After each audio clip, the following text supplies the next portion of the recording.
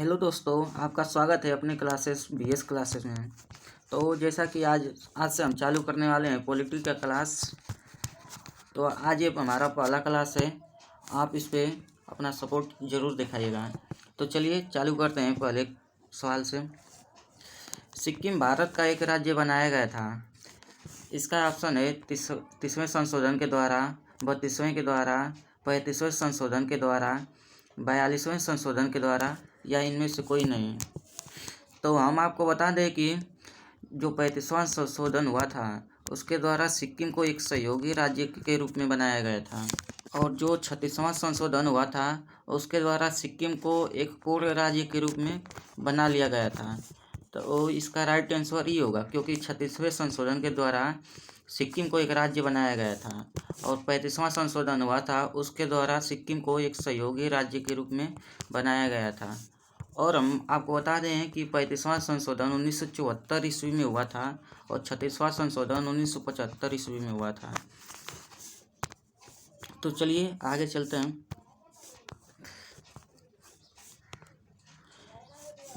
दूसरा सवाल है, केंद्र शासित प्रदेश के मुख्यमंत्री जहां पर इस तरह का प्रावधान होता है किसके द्वारा नियुक्त किए जाते हैं। इसके कहने का मतलब ये है कि जनरली तो केंद्र शासित प्रदेश में सीएम नहीं होते हैं, लेकिन फिर भी जिस केंद्र शासित प्रदेश में सीएम होते हैं, जैसे दिल्ली हो गया, पौंडीचेरी हो गया, इस केंद्र शासित प्रदेश में सीएम को कौन चुनता है? सीएम को चुनने वाला होता है राष्ट्रपति। तो इसका राइट आंसर ए होगा। तो चलिए तीसरे पर चलते हैं। तीसरा सवाल है, निम्नलिखित में से कौन भारतीय संघ का 28वां राज्य है? 28वां राज्य कौन सा है? तो इसका राइट आंसर होगा झारखंड। झारखंड का स्थापना 15 नवंबर 2000 ईस्वी को हुआ था, जो भारतीय संघ का 28वां राज्य है। चौथा है, हाल ही में आंध्र प्रदेश से अलग कर नए राज्य तेलंगाना का गठन हुआ है।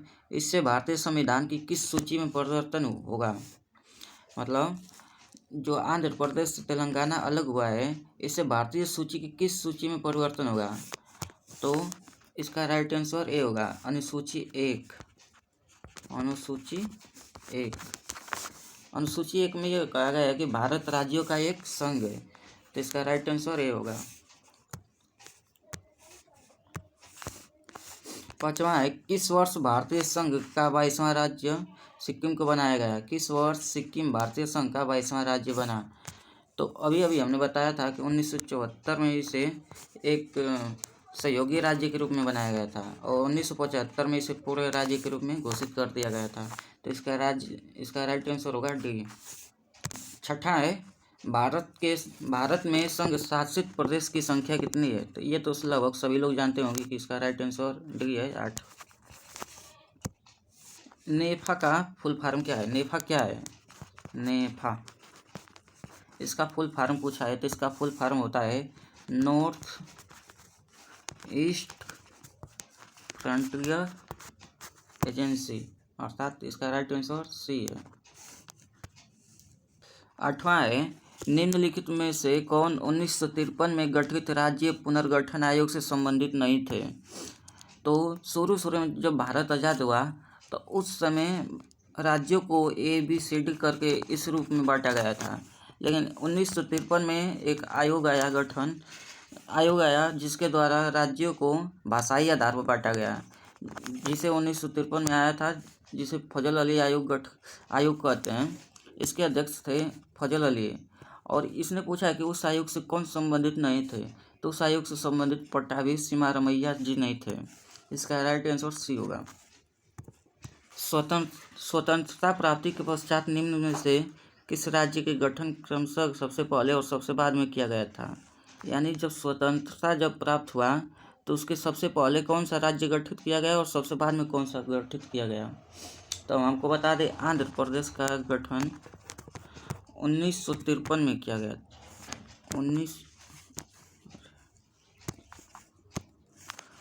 आंध्र प्रदेश का 1953 में किया गया था, और तेलंगाना का हाल ही में हुआ है 2014 में।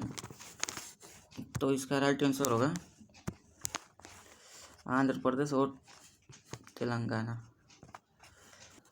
फ्रांसीसी उपनिवेश चंद्रनगर का विलय किस राज्य में किया गया? जो फ्रांसीसी उपनिवेश चंद्रनगर था उसका विलय किस राज्य में किया गया? उसका विलय पश्चिम बंगाल में किया गया था। 1953 में गठित राज्य पुनर्गठन आयोग के अध्यक्ष कौन थे? जो 1953 में गठित हुआ राज्य पुनर्गठन आयोग, उसका अध्यक्ष कौन था? तो अभी आपको हमने बताया कि अली अली थे। भारत के संविधान के अंतर्गत निम्न में से किसको राज्य की सीमाओं को परिवर्तित करने की शक्ति प्राप्त है? तो इसका राइट आंसर सी होगा, ए होगा, संसद। अनुच्छेद 3 में कहा गया है कि संसद किसी भी राज्य के में कोई भी परिवर्तन कर सकती है बिना किसी राष्ट्रपति की अनुमति के। अगला सवाल है, राज्य पुनर्गठन आयोग ने 1 नवंबर 1956 को कितने राज्य तथा कितने संघ राज्य बनाए? तो हम आपको बता दें कि जब देश आज़ाद हुआ था तो उस समय राज्यों को ABCD करके बांटा गया था। लेकिन जब राज्य पुनर्गठन आयोग आया 1956 ईस्वी में, तो उस समय राज्यों को भाषा के आधार पर बांटा गया। तो वही बोल रहा है कि उस समय कितने राज्य और कितने संघ थे। तो इसका राइट आंसर होगा ए वाला, 14 राज्य था, 6 संघ था, यानी कि केंद्र शासित प्रदेश। संविधान को निम्नलिखित में से किस प्रावधान के अंतर्गत भारतीय संसद को नया राज्य बनाने का अधिकार है? यानी कह रहा है कि भारतीय संसद को नया राज्य बनाने का अधिकार किस अनुच्छेद में कहा गया है? तो अनुच्छेद 2 में हम जानते हैं कि संसद को यह अधिकार है कि वह राष्ट्रपति की बिना अनुमति के ही किसी अन्य राज्य को अपने देश में मिला सकता है। इसका राइट आंसर बी होगा। नए राज्य के गठन में की शक्ति किसमें निहित है? बात वही है कि नए राज्य का गठन कौन कर सकता है? संसद ही कर सकता है, वह भी बिना राष्ट्रपति की अनुमति के ही। संविधान के प्रथम अनुच्छेद के अनुसार भारत है, मतलब पहला अनुच्छेद क्या कहता है? पहला अनुच्छेद कहता है कि भारत राज्यों का एक संघ है, यानी यूनियन है। 16वां का डी होगा, भारत राज्यों का एक संघ है। तो इसका यूनियन का मतलब संघ ही होता है। 17वां है, भारत संघ के अंतर्गत किसी राज्य को मिलाने का अधिकार किसे कहा गया है?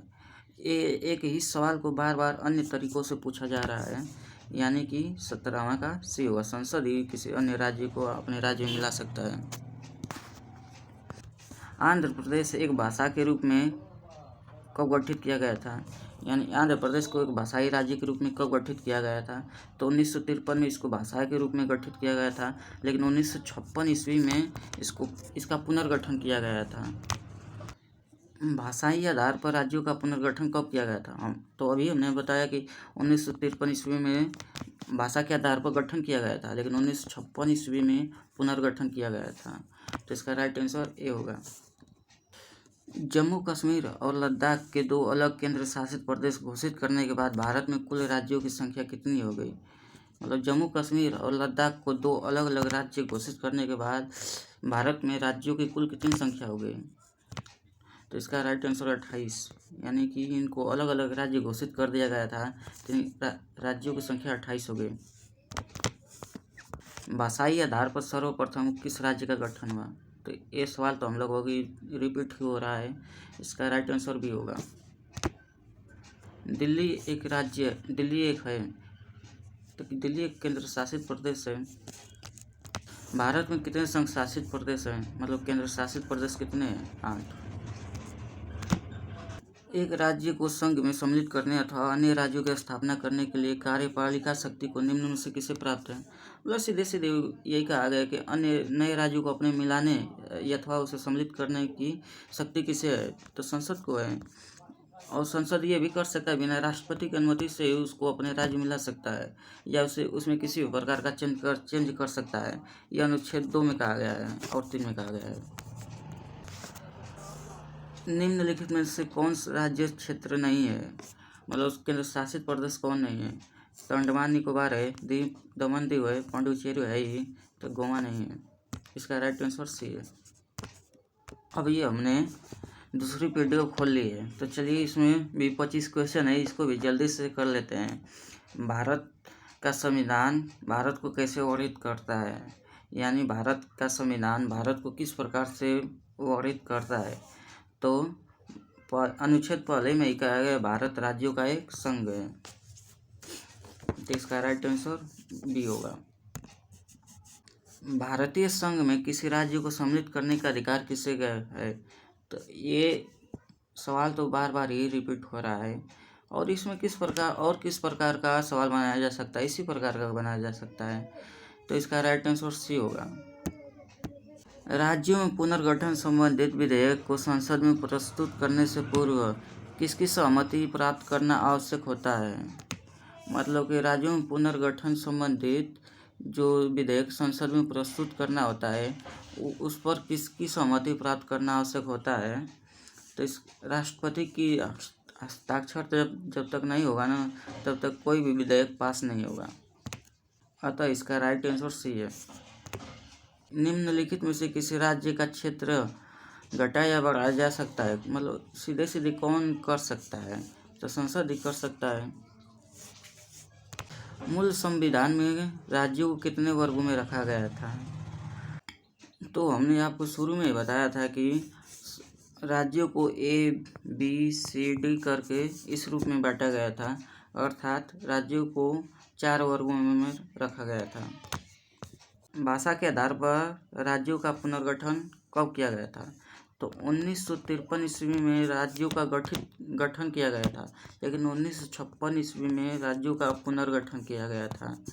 इसका राइट आंसर ए होगा। वर्तमान में भारतीय संघ में राज्य और केंद्र शासित प्रदेशों की संख्या क्रमशः कितनी है। टेस्ट तो लगभग सभी लोग जानते होंगे, 28 और 8। निम्नलिखित में से भारत का एक कौन सा प्रदेश नहीं है। ये सवाल ही कुछ उल्टा सीधा है, समझ में नहीं आता। कराईकल माए यह नाम सहित पांडुचेरी की फ्रांसीसी बस्ती को फ्रांसीसी सरकार ने किस वर्ष भारत को अध्यार्पित किया गया था। सीधे सीधे ये कहा गया है कि पांडुचेरी को भारत में कब मिलाया गया था। तो इसका राइट आंसर बी है, 1954 ईस्वी में। किस वर्ष गोवा सहित अन्य पुर्तगालियों को भारत संघ में मिला लिया गया था। मतलब गोवा को कब भारत में मिलाया गया था। तो इसका राइट आंसर 1961 है। सिक्किम को किस वर्ष भारतीय संघ के संयुक्त राज्य के रूप में शामिल किया गया था। तो सहयोगी राज्य के रूप में 1974 ईस्वी में शामिल किया गया था, और पूरे राज्य के रूप में 1975 ईस्वी में शामिल किया गया था। इसका राइट आंसर सी है। किस आयोग की अनुशंसा के आधार पर पंजाब पुनर्गठन अधिनियम द्वारा पंजाब और हरियाणा को गठित किया गया था। तो दास आयोग जो था, इसके द्वारा पंजाब और हरियाणा को गठित किया गया था। निम्नलिखित में से किस वर्ष सिक्किम को राज्य का दर्जा प्राप्त किया गया था। तो 1975 ईस्वी में इसे पूरे राज्य के रूप में घोषित कर दिया गया था। भारतीय संघ में सम्मिलित किया गया 29वां राज्य है। भारतीय संघ में सम्मिलित 29वां राज्य तेलंगाना है। इसकी स्थापना 2014 में हुई थी, जैसा कि हमने पीछे बताया था। झारखंड राज्य का गठन कब हुआ है। झारखंड राज्य का गठन कब हुआ। तो 15 नवंबर 2000 को झारखंड राज्य का गठन हुआ था, 2000 को। सिक्किम भारत का राज्य बनाया गया था, तो 36वें संशोधन के द्वारा इसे पूर्ण राज्य घोषित कर दिया गया था, और 35वां के द्वारा इसे सहयोगी राज्य घोषित किया गया था। संविधान के प्रथम अनुच्छेद के अनुसार भारत है राज्यों का यूनियन, मतलब भारत राज्यों का एक संघ है। तो 19वां का राइट आंसर डी है। राज्य पुनर्गठन आयोग की सिफारिशों के अनुसार भारतीय राज्यों का व्यापक पुनर्गठन कब किया गया था। मतलब पुनर्गठन कब किया गया था। तो 1956 ईस्वी में किया गया था। मध्य प्रदेश राज्य का गठन कब हुआ था? तो ये तो याद करने वाली बात है, इसमें कोई समझने की बात है नहीं कि मध्य प्रदेश का गठन कब किया गया था। तो इसका होगा नवंबर 1956। भारतीय संविधान भारत का वर्णन किस रूप से करता है? बार बार वही क्वेश्चन। इसका राइट आंसर ए, भारत राज्यों का संघ।